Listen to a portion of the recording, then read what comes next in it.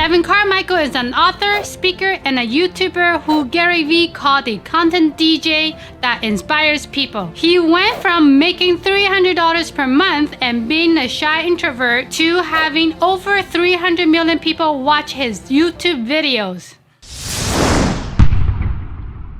Need motivation? Watch the top 10 with Believe Nation. Top 10, I got a top 10. Got my motivation high for my top 10. Gotta learn from the wise women and men. All my life, like 9 and 9. For my top 10, top 10, 9 and 9. This one's for my top 10. Hey, it's Nina Carmichael. We made this video because you're the most ambitious person in your circle. You know you are capable of more, and you get that push by surrounding yourself with the best. So today, let's learn from one of the best, my husband Evan Carmichael, and my take on his top 10 rules for success. Enjoy! Okay, let's kick it off with rule number 1, climb forever. Why do you get depressed after you accomplish a goal? You celebrate a goal for 5 minutes, and then you're sad. Why is that? It's because you had the wrong goal. Your goal should not be to climb to the top of the mountain because the only spot left is to go down. Your goal should be to climb forever. You never stop climbing. You're on a mission. You're trying to save the world. Stop asking, when can I stop? You don't. You don't want to. You want to climb forever. You don't want to stop. Not now, not ever, because you are on a mission. So one of my biggest fears is the aging rock star. I look at some of these rock stars who made it big when they're in their 20s or 30s, and then as they get into their 40s, 50s, sometimes even 60s, they're still playing, which is great. They're still on tour, which is awesome. But what are the songs that they're singing? The songs that they're singing are still the ones that they came up with when they're in their 20s or 30s. And I can't imagine that. I can't imagine coming up with a video in my 20s. Was I on YouTube in my 20s? I was 10 years ago, right? April 2009. I was on 9? Wow, I'm getting old. April 2009. Yes, April 2009. So I was 29 when my first video went up. Great. If I'm still showing that video all the time, if I'm still showing my 40th video, then that's the one that hit.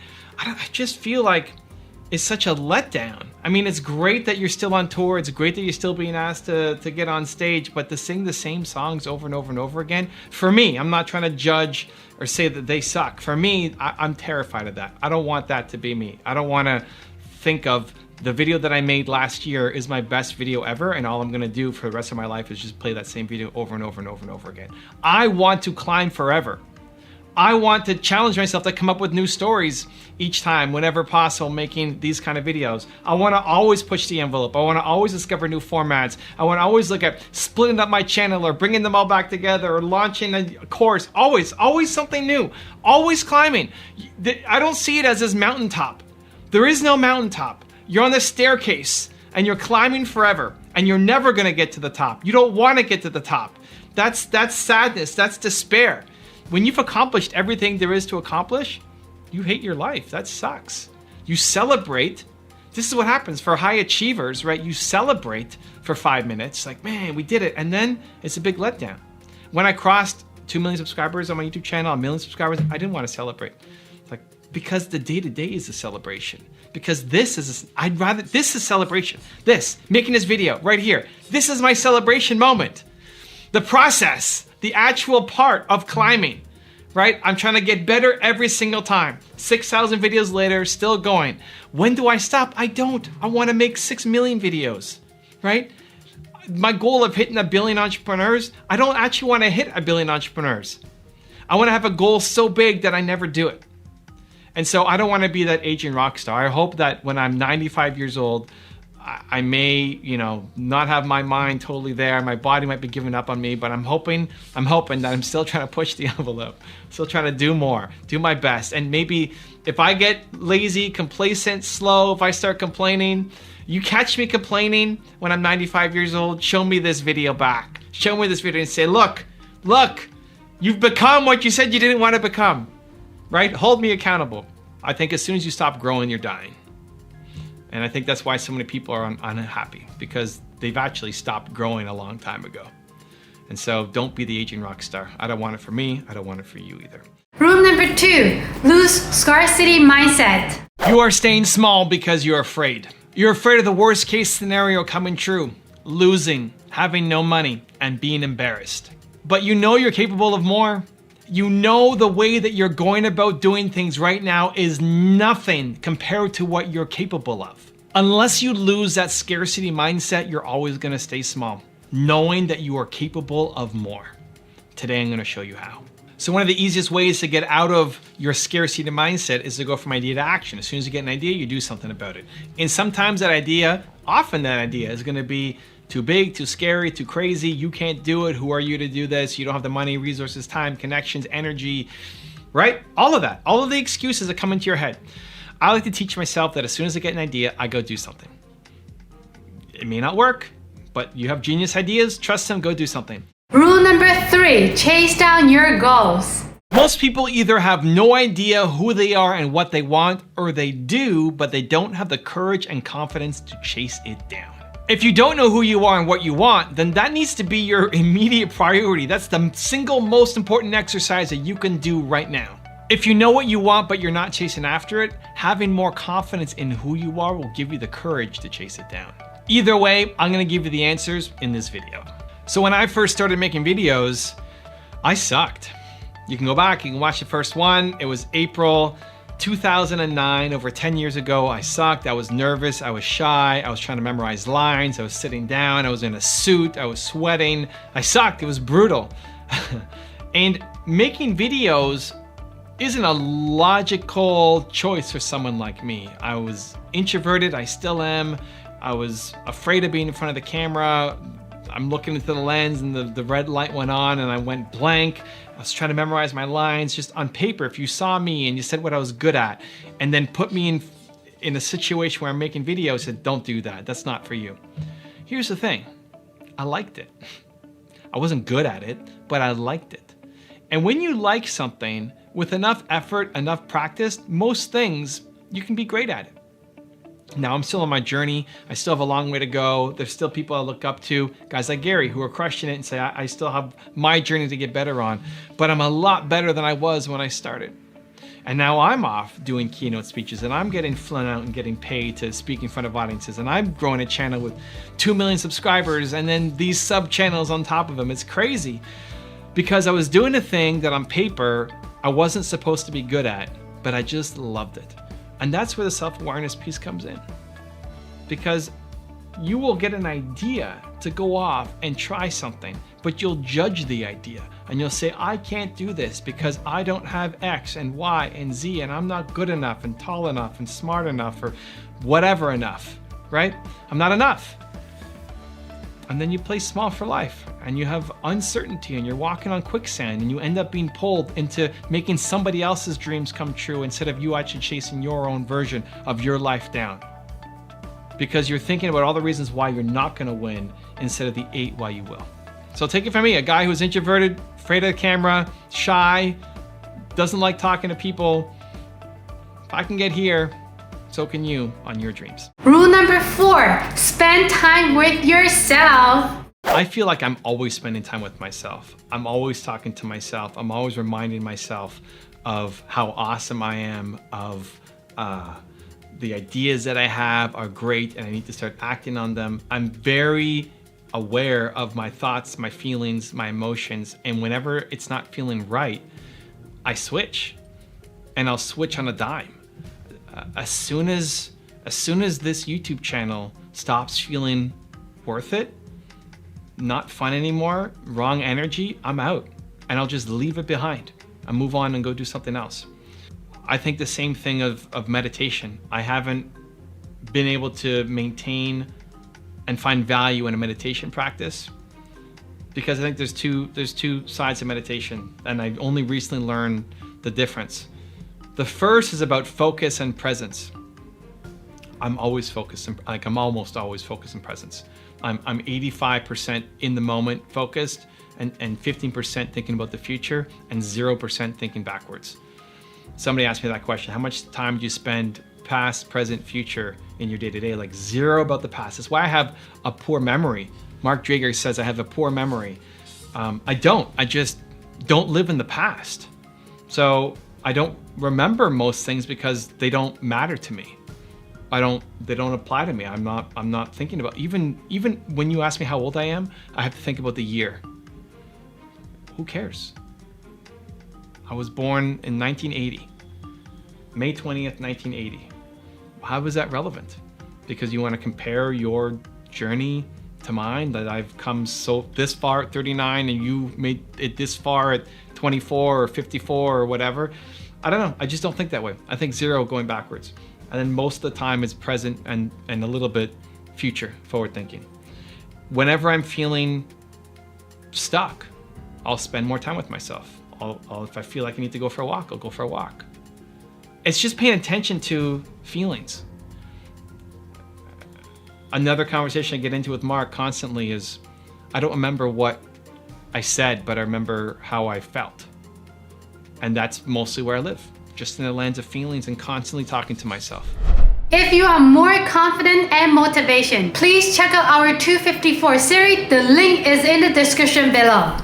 Find whatever the smallest first step is, and then the smallest next step is, and continue to build those steps. And when you look back, you'll have realized that you made some pretty significant progress. The people who win work the hardest because they love what they do. Try to find something else that you're deeply passionate about, that you absolutely love doing, absolutely love writing about, and be the best at that as well. Rule number 5, take action. The reason why you are not chasing your big dream is because you're afraid that it's going to fail. You're afraid that it's not going to work, and what people will say about you and what you will think about yourself. But what's the alternative? It's sitting on your idea for years, never taking your shot because you're afraid, and living the rest of your life in regret, knowing that you had an opportunity, but were too afraid to take it. The way to not have regrets is to be always taking action. To, as soon as you get an idea, go do something about it. I had a great podcast with my friend Mark Drager a couple weeks ago, a month ago or so, where he was asking me about regret.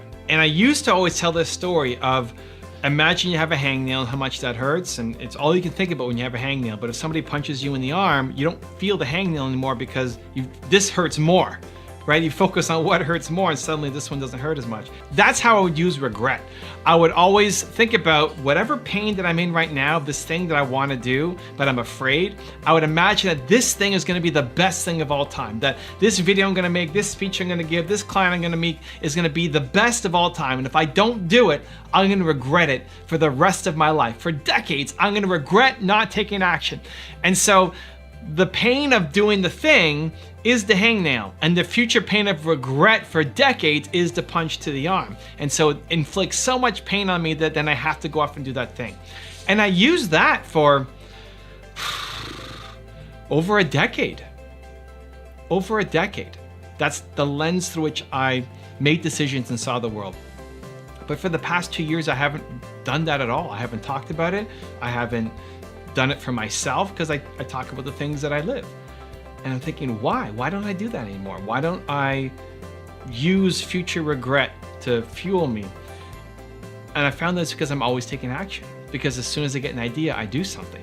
And so I don't judge the idea. I don't say, why me? I don't ponder on the idea. I don't just default to strategizing and thinking. I don't think, why did I come up with this? Why am I thinking about this? I just do it. You get an idea, you go off and do it. And that's been my mindset for the past year and a half, 2 years. And as a result, the breakthrough was, you don't live with regret. If you're always taking action on the ideas that you have, you don't live with regret. You might regret some of the things that you end up doing, but most of the things that you regret are not the things done, it's the actions undone. Not undone, not taken. The action's not taken. You don't regret the things that you did, you regret the things that you didn't do. That's most people, right? There may be a couple things that you regret that you did, but for the most part, it's the things that you were too afraid to do that you regret for the rest of your life. And so if you're constantly doing, if you're constantly taking action, if you're always jumping, then you don't have regrets. And it's been an interesting way that I now see the world, and hopefully you can learn from. As soon as you get an idea, you go off and you do something. You do that, you won't have any regrets. Rule number 6, conquer fear. Everything that you want out of life is on the other side of your biggest fears. You want something more. You know you're capable of something more. You'll come up with a great reason why you can't do that something more, but really, you're just afraid. If you want a breakthrough, if you want that dream life, you need to change the way you think about fear, or it will handicap you for the rest of your life. So my biggest fear is disappointing people. I'm afraid that whatever I'm gonna do, I might disappoint somebody, and that keeps me playing small. And so whenever I can recognize it, then I have to go all in and do it just to show myself, because it allows you to play on a bigger stage every time. And that big fear you have is still there. It doesn't go away. You're just capable of slaying a bigger dragon each time. So what used to count as disappointing people, or my fear of disappointing people, might have been going to a coffee meeting and helping an entrepreneur. I remember one time super clearly that I was booking a meeting with an entrepreneur, and I was so worried that I was going to disappoint her that I was hoping that she would cancel. And the story I told myself was, I'm too busy, I got all this stuff to do. You know, the realistic reasons that you can convince yourself, right? They weren't stupid reasons, they were realistic. But deep down was, I'm just afraid. I'm afraid that she's going to show up and I'm not going to give her value. It's a deep fear.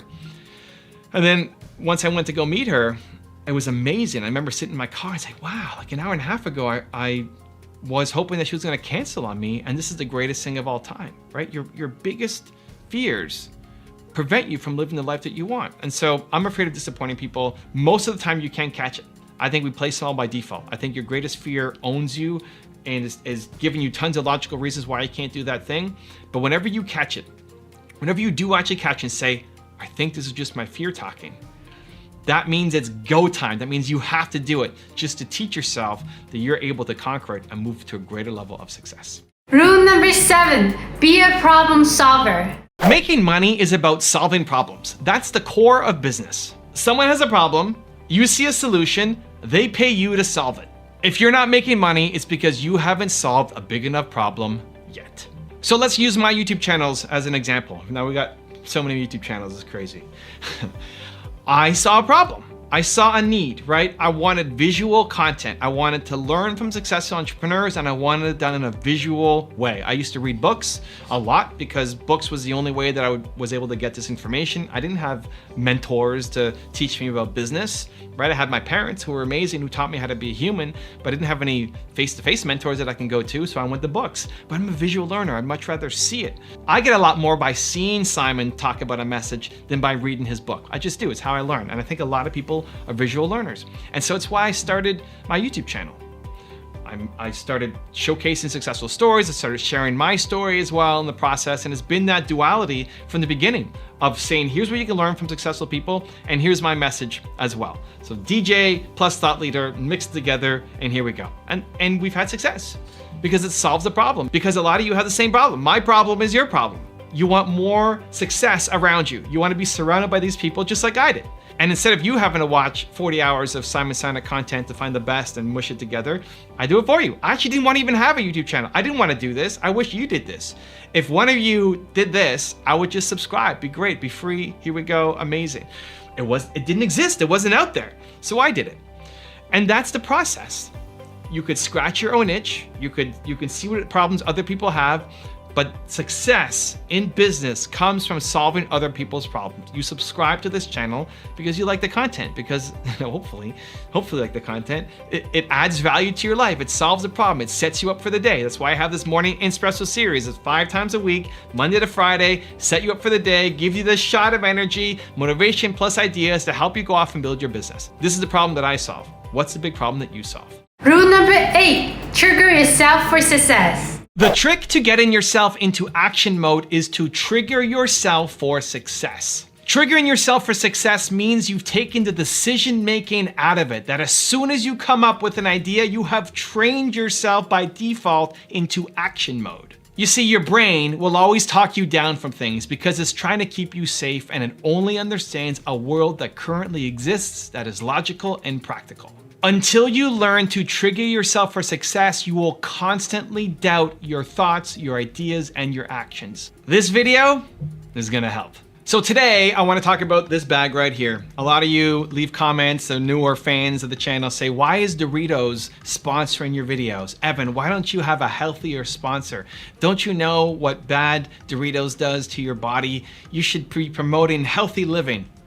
Doritos is not a sponsor, guys. This is triggering me for success every single day. And this isn't just some tiny bag. It looks small looking back here, but let me bring this up. Look at that. This is right next to my face. Look at how big that bag of Doritos is. I have a strategy, and it's a weird strategy, so maybe you'll love it, maybe you won't, but I have a strategy called Damn the Doritos. I look at this bag. So I'm sitting, this is how I'm working, right? I'm not sitting, I'm standing. I'm standing on a trampoline. This is my workspace right now, right? I'm standing here, I'm working. In the corner of my eye, I got Steve Jobs up here, and I got this giant bag of Doritos. All I want to do is eat this bag all day long. I want to destroy this bag of Doritos.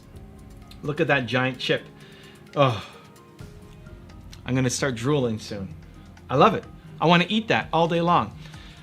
This bag is here as a reminder of how great I am. This is the mental conversation inside my head. Evan, you're awesome. You're awesome for not eating those Doritos every day. And I want it as a reminder. People say, doesn't it take a lot of willpower?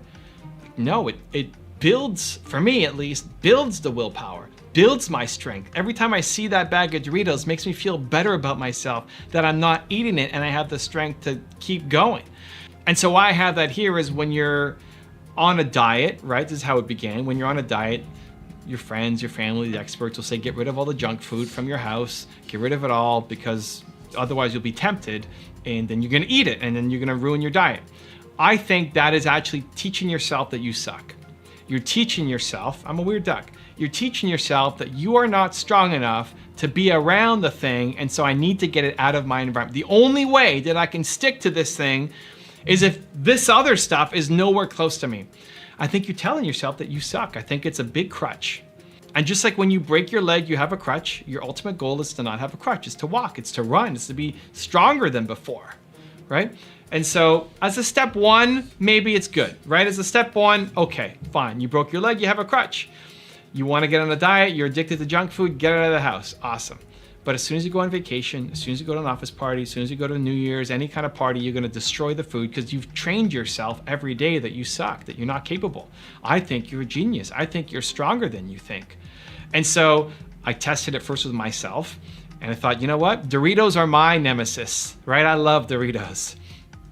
Oh my gosh, just looking at that bag. So I went to Costco and bought the giant size bag of Doritos and said, I'm gonna put this on my desk all day long. Because damn the Doritos, because the Doritos are stronger than me? I don't think so, right? I'm Evan Carmichael. And same thing for you. That thing that is holding you, that's stronger than you? I don't think so. Remember who you are. Remember how strong you are. And that's what this is here for. And it's been awesome to see people now take this up. A friend of the channel, Liron, was trying to get off of sugar, and he has this coffee cup with a saucer, and he drinks his morning coffee, and he put 2 packets of sugar on the saucer right next to the coffee. So he pours his coffee, has the sugar right next to it, and then he just starts drinking it and puts it down and looks at the sugar packs and then just drinks the coffee again and puts it down, looks at the sugar packs, and his wife thinks he's crazy.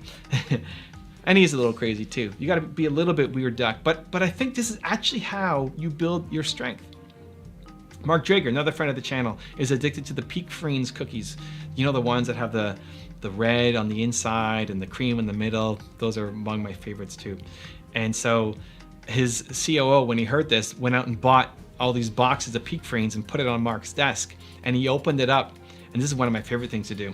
Whenever I'm around Doritos or something I really love to eat, not just say, oh, put that away from me. Don't be around me. I can't have that. And not just look at it. I want to smell it.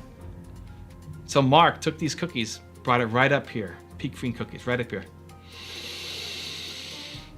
Oh, and you can just see the joy on his face just as he's bringing back memories and just what those cookies are gonna taste like when they enter his stomach, and just goodness everywhere, right? The smile on his face, maybe a little bit of drool coming out, you just, and then put the cookies down and walk away. And how great that makes you feel as a human to say, here's one of my biggest weaknesses of all time. Bring it. I own you. Put it down and walk away, right? I think that's how you actually build strength, by doing those difficult things, by triggering yourself for success. Every time I see the Doritos bag, I feel better about myself, I feel stronger about myself, and I want you to do the same thing. If any of you are gonna take on that kind of challenge, I wanna hear you, I wanna follow you, I wanna see how your journey is going, because it can be one of the biggest, most important life-changing decisions that you embark on. Rule number 9, get excuses out of your way. Most people focus on the problem instead of the solution, and that is why they fail. I like to say that there are a million reasons why your ideas will never work out and only 8 why they will. Either way, you're right. So it's better to focus on the 8. Your heroes, the people that you look up to, the people that you love and want to be like, right? Your heroes all succeeded with less than what you currently have right now. If they can all do it, so can you. The only thing in your way are your excuses. So one of the things that I love most about both my wife and my team is that they're always willing to find a way. One of the things that Nina loves most about herself, I had her fill out this form maybe 2 years ago of like, what do you love most about yourself? And at the top was, she's a fast learner. She loves learning new things. She loves taking on new challenges. And I love that. I love that about her. And I love that in people. I think you should be a fast learner. I think you should love learning. I think you should always be taking on new opportunities. Right now on my YouTube channel, I've split up my channel into 8 or 9 different channels, and then just recently I split them up again where we launched a top 10 channel just for the top 10 videos. So the top 10 videos aren't on my main channel anymore, and then we're doing an everything channel where if you just want all the content, it's all on one spot. So it's chaos, it's crazy. My whole team has to be restructured and everybody's taking on new projects and responsibilities, and we were supposed to have a 1-month transition phase to do it. That was the recommendation. That was the aggressive recommendation, is to have a 1-month transition period. And for me, 1 month just is death. It's just death. I mean, I said, oh, okay, great, 1 month. But then as I'm into it, on the Tuesday of like the first week, like, guys, we need to launch like this weekend. We need to launch this weekend. Let's go, right? And there's so many reasons why it's not gonna work, and there's so many problems, and yes, we're gonna make so many mistakes, and people aren't trained properly, and there's more work, and we need to, you know, we figure out who wants to do what and how. So many issues. Awesome, let's go. I think about Ray, for example, on my team, who has been doing all these thumbnails. So I have a set design for my top 10 rules thumbnails that people love, and it's been going like that for years. And I've always been on my team to say, I don't care that everybody thinks our thumbnails are great. They can be better. How do we make them better? And so finally, after years of testing, we finally found the format that would win. That would beat our original thumbnails. And there's minor differences. We zoom in on the face, we got rid of the second logo, we make the text bigger, minor differences. And then Ray's been going back and updating split tests, doing against our old videos. And we have 1,400 different split tests on our videos. It's crazy. I think I split test more than anybody on YouTube. So he's going back and updating all the old thumbnails and trying to prove a winner each time. And he's maybe, I don't know, halfway through. These are, think about it, how many videos we have on the channel. We've got 6,000 videos. A lot of them are top 10s. Now with this change, I found a new format. We found a new format, a new thumbnail, different color scheme, different text, different pictures, different logo, new thumbnail format, and we found that it's working. And so I said, Ray, I know you just changed all the thumbnails. We gotta do it again.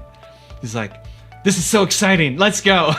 Like, I love this guy so much, right? Where most people, what are they're gonna complain. They're gonna say, I just did all this work on this other thing, right?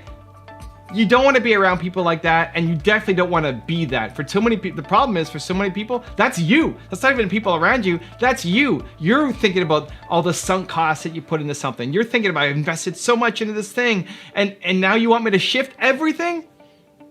Yep. You need to be on the yep side now. You need to adopt that kind of mindset, that kind of personality. That just because I worked before, it doesn't mean it's gonna keep working. You find something new, it's better. Let's go. This is what the whole game is about. Rule number 10, match your ambition to your mission. The number one biggest thing that you are missing is momentum. You're a genius. You've got Michael Jordan level talent. You are the best in the world at something. But until you match your effort to your capabilities, your dreams will never happen. So yesterday I had a young preacher reach out to me on Instagram. Young, like early teenager, reach out to me on Instagram and say, hey Evan, I'm a preacher. I'm trying to get my career going. I want to make YouTube videos. I want to spread a message. Can you watch my video and give me some feedback?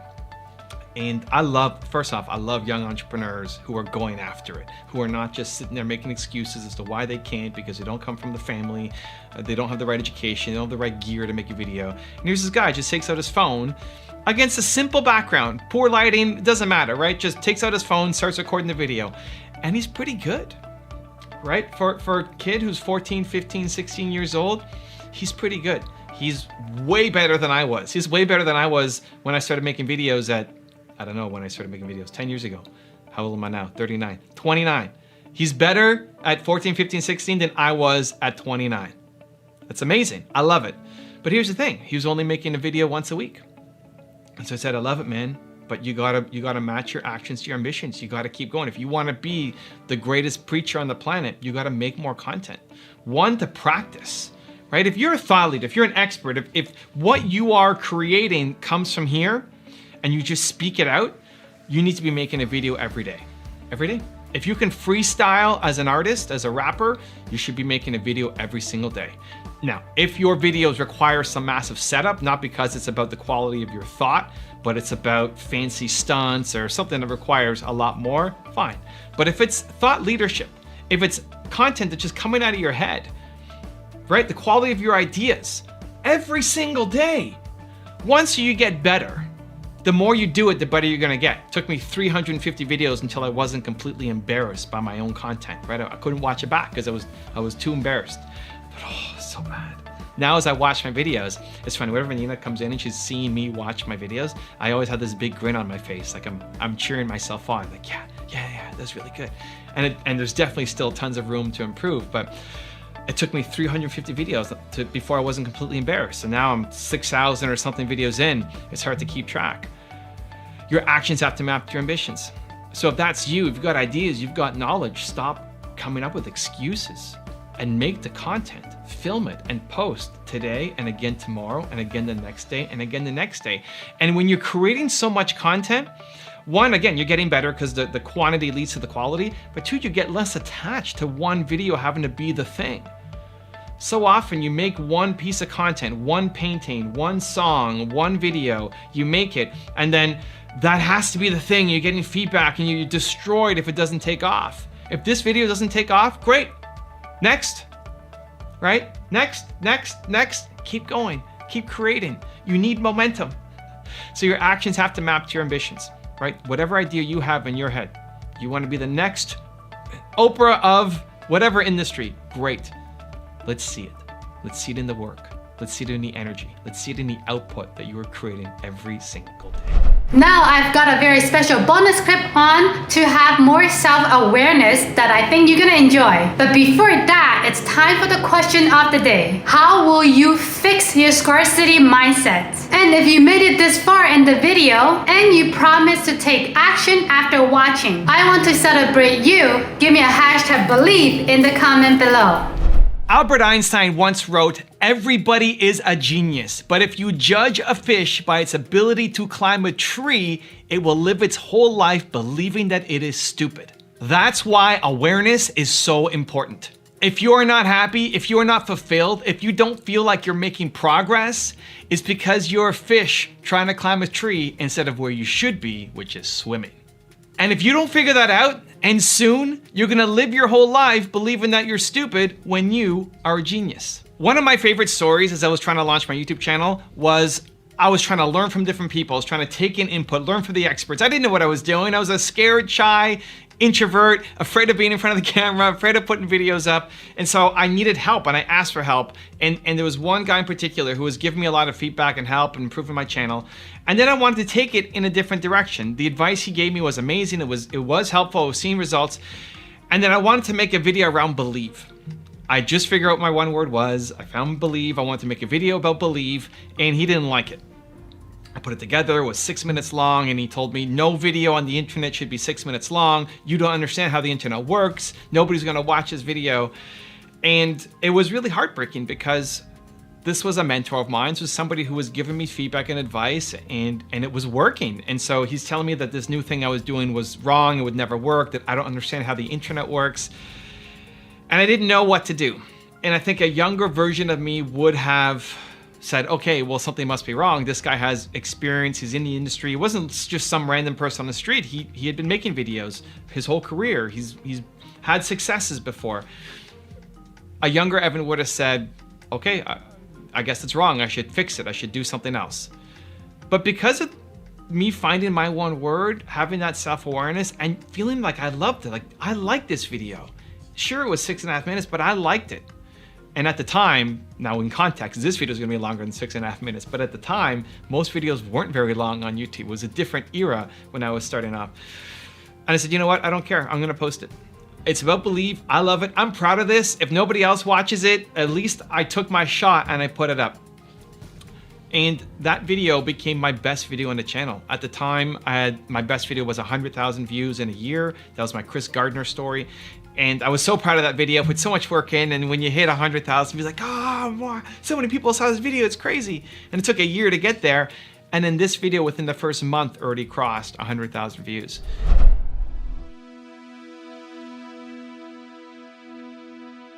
If you want to watch another top 10 rules of my husband Evan Carmichael, check out the video next to me. I think you're gonna enjoy. I will see you there. Believe.